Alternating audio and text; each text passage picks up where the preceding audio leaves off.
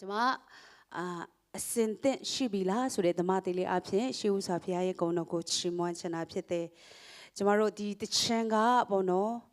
အရန်ကိုကျမတို့အသက်တာမှာတတိပေးနေတဲ့တချင်ဖြစ်တယ်ပေါ့နော်နှုတ်ကပတ်တော်တပုတ်နားထောင်ရတယ်လို့ပဲကျမတို့အသက်တာမှာတကယ်ကိုလိုအပ်တဲ့အရာဖြစ်တယ်ပေါ့နော်ဒါကြောင့်စာသားတစ်ခုချင်းစီတိုင်းကိုကျမတို့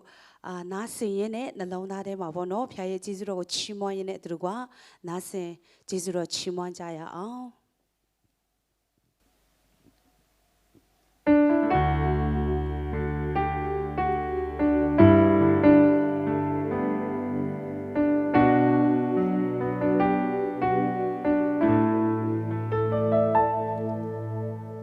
နာရီလက်တနောက်ဆုံးသွားအောင်ရွှေလို့ရပြီမဲ့ဒီတနေ့ကိုနောက်ဆုံးရွှေဖို့မလွယ်ကူတော့လာမင်းနေရတွင်ရောက်ရင်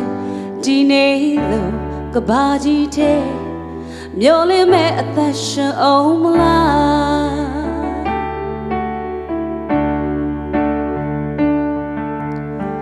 ချေရထားခီစားတဲ့ကမရတဲ့နောက်အစုပ်ဘူးဝိညာဉ်သက်ကိုတရနောက်ဆုပ်ဖို့မလွယ်ကူတော့လာမင်းနေရတွင်ရောက်ရဲ့ဒီနေ့လို့ကဘာကြီးတဲ့မျောလင်းမဲ့အသက်ရှင်အောင်မလား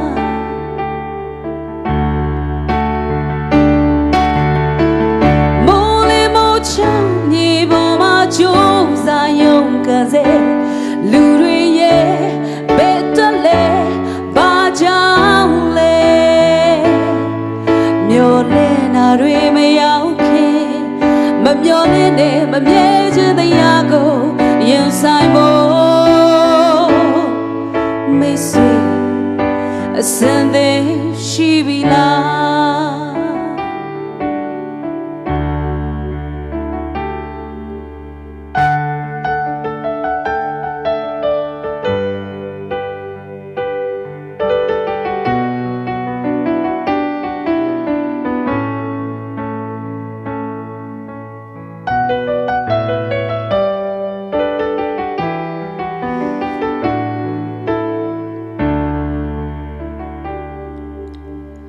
ဒေတာတရားကိုကြားလျက်နောက်လက်နာပိတ်ထားသူတို့တေရွာလာကိုမတ်မတ်ထွေလျက်နေလို့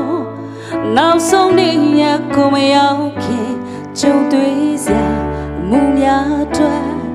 မျောလင်းမဲ့အသက်ရှင်အောင်လား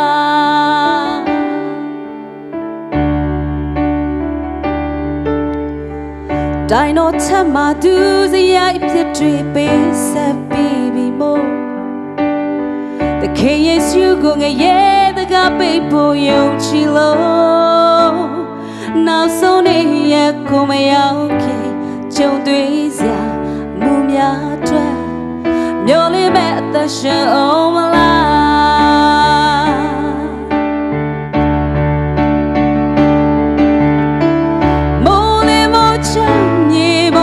ကျိုးစားယုံကန်စေလူတွေရဲ့ဘယ်တော့လဲဘာကြောင့်လဲမျောလင်းတာတွေမရောက်ခင်မမျောလင်းတဲ့မမြဲခြင်းတရားကိုရင်ဆိုင်ဖို့မိတ်ဆွေအစံသေးဖြစ်ပါစေ